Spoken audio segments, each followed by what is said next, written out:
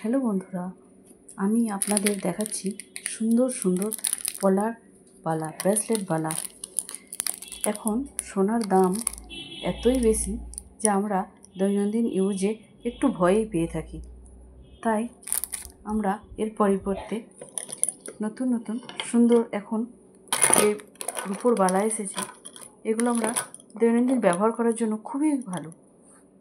মানে আমাদের পছন্দের জিনিস, একটা আকর্ষণীয় জিনিস, যেটা আমরা কম দামের মধ্যে পেয়েও যাই।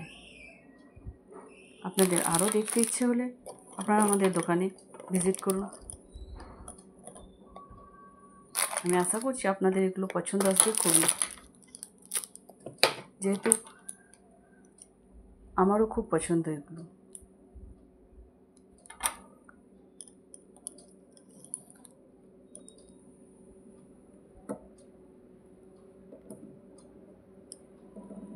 আপনার কোনো কিছু জানার থাকলে বা জিজ্ঞেস করার থাকলে আপনারা কমেন্ট করতে পারেন।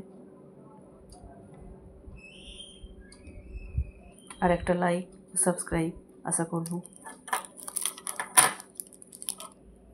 আমি আশা করছি আপনাদের ভালোও লাগবে। Thank you.